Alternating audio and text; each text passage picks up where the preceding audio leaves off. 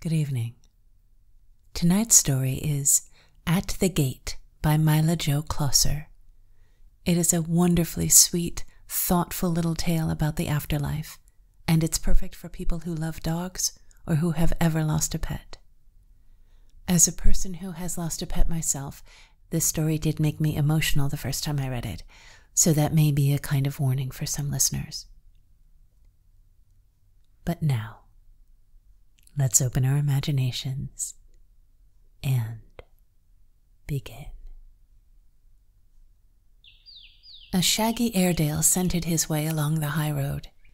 He had not been there before, but he was guided by the trail of his brethren who had preceded him. He had gone unwillingly upon this journey, yet with the perfect training of dogs, he had accepted it without complaint. The path had been lonely, and his heart would have failed him, traveling as he must without his people, had not these traces of countless dogs before him promised companionship of a sort at the end of the road. The landscape had appeared arid at first, for the translation from recent agony into freedom from pain had been so numbing in its swiftness that it was some time before he could fully appreciate the pleasant dog country through which he was passing. There were woods with leaves upon the ground through which to scurry, long grassy slopes for extended runs, and lakes into which he might plunge for sticks and bring them back to... But he did not complete this thought, for the boy was not with him. A little wave of homesickness possessed him. It made his mind easier to see far ahead a great gate as high as the heavens, wide enough for all. He understood that only man built such barriers, and by straining his eyes he fancied he could discern humans passing through to whatever lay beyond. He broke into a run that he might the more quickly gain this enclosure made beautiful by men and women, but his thoughts outran his pace, and he remembered that he had left the family behind, and again this lovely new compound became not perfect, since it would lack the family. The scent of dogs grew very strong now, and, coming nearer, he discovered, to his astonishment, that of myriads of those who had arrived ahead of him, thousands were still gathered on the outside of the portal. They sat in a wide circle spreading out to each side of the entrance, big, little, curly, handsome, mongrel, thoroughbred dogs of every age, complexion, and personality.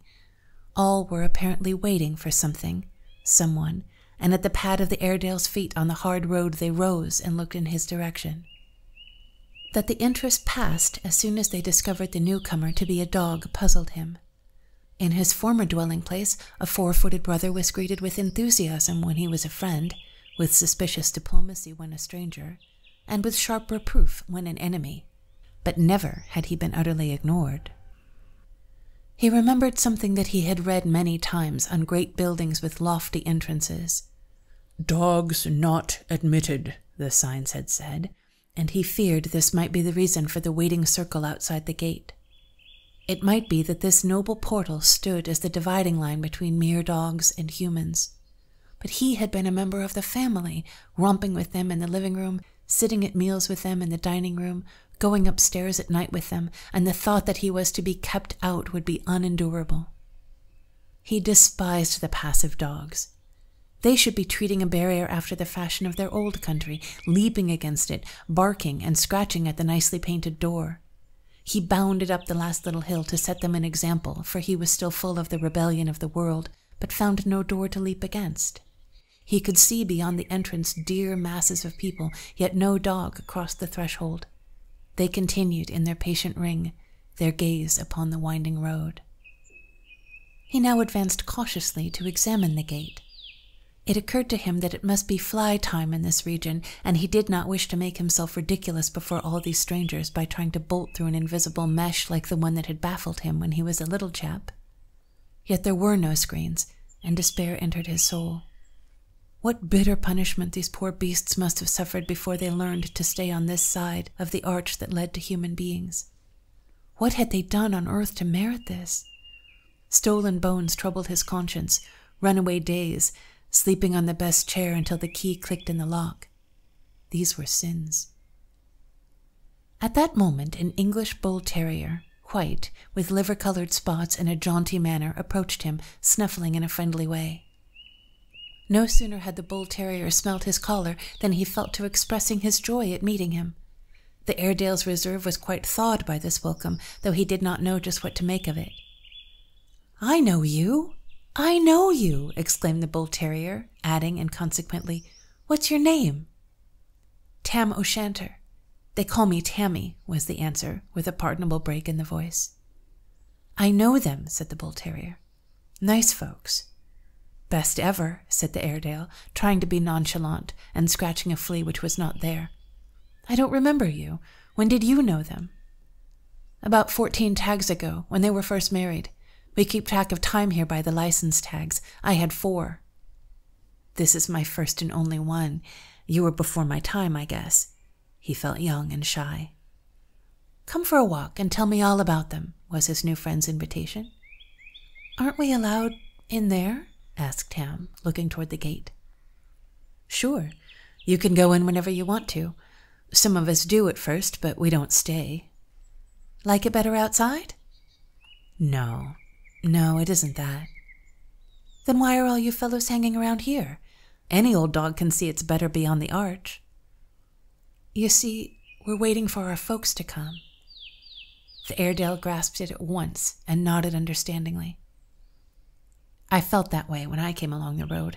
It wouldn't be what it's supposed to be without them. It wouldn't be the perfect place." "Not to us," said the bull terrier. "Fine. I've stolen bones, but it must be that I've been forgiven if I'm to see them here again. It's the great good place, all right.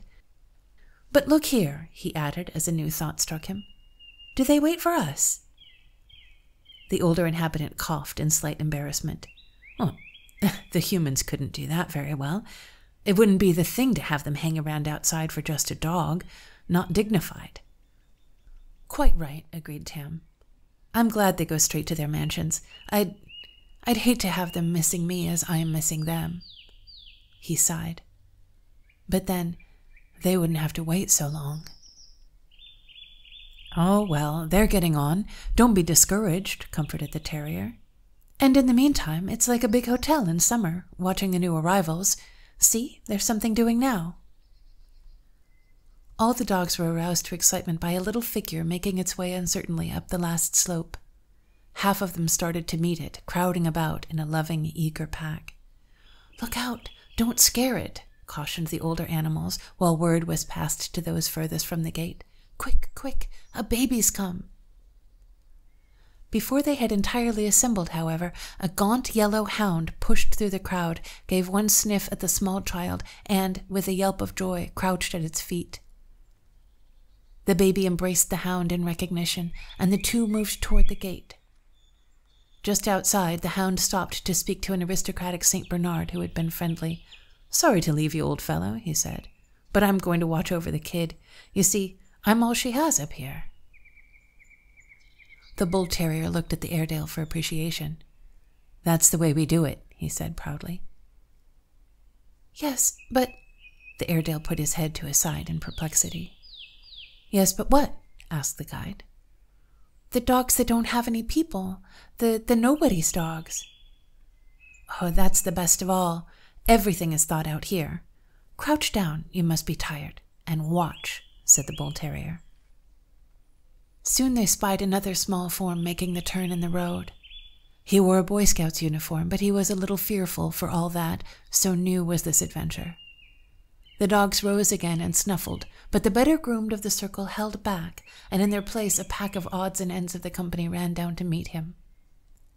The Boy Scout was reassured by their friendly attitude, and, after petting them impartially, chose an old-fashioned black and tan, and the two passed in. Tam looked questioningly. "They don't know each other," he exclaimed. "But they've always wanted to. That's one of the boys who used to beg for a dog, but his father wouldn't let him have one. So all our strays wait for just such little fellows to come along. Every boy gets a dog, and every dog gets a master." "I expect the boy's father would quite like to know that now," commented the Airedale. "No doubt he thinks quite often, 'I wish I'd let him have a dog.'" The bull terrier laughed. "You're pretty near the earth yet, aren't you?" Tam admitted it. "I have a lot of sympathy with fathers and with boys, having them both in the family, and a mother as well." The bull terrier leapt up in astonishment. "You don't mean to say they keep a boy?" Sure, greatest boy on earth, 10 this year. Well, this is news. I'd wish they kept a boy when I was there. The Airedale looked at his new friend intently. See here, who are you? He demanded. But the other hurried on. I used to run away from them just to play with a boy. They'd punish me, and I'd always want to tell them it was their fault for not getting one. Who are you anyway? Repeated Tam, taking all this interest in me too. Whose dog were you? You've already guessed. I see it in your quivering snout. I'm the old dog that had to leave them about 10 years ago. Their old dog, Bully? Yes, I'm Bully. They nosed each other with deeper affection, then strolled about the glades shoulder to shoulder. Bully the more eagerly pressed for news. Tell me, how are they getting along? Very well indeed. They've paid for the house. I suppose you occupy the kennel? No. They said they couldn't stand to see another dog in your old place. Bully stopped to howl gently. That touches me. It's generous in you to tell it, to think they missed me. For a little while they went on in silence, but as evening fell and the light from the golden streets inside of the city gave the only glow to the scene, Bully grew nervous and suggested that they go back. We can't see so well at night, and I like to be pretty close to the path, especially toward morning. Tam assented. And I will point them out. You may not know them just at first. Oh, we know them. Sometimes the babies have so grown up they're rather hazy in their recollection of how we look. They think we're bigger than we are, but you can't fool us dogs. It's understood, Tam cunningly arranged, that when he or she arrives, you'll sort of make them feel at home while I wait for the boy? That's the best plan, assented Bully kindly. And if by any chance the little fellow should come first, there's been a lot of them this summer, of course you'll introduce me? I shall be proud to do it. And so, with muzzles sunk between their paws, and with their eyes straining down the pilgrim's road, they wait outside the gate.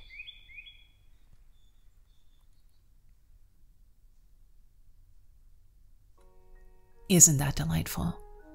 It's such a sweet and comforting vision of the afterlife for people who love dogs. I also love how it's written. We get all these lovely little insights into Tam's awareness of the world and what dog sins might be and what dog heaven is, discovering the truth of the scenario along with him.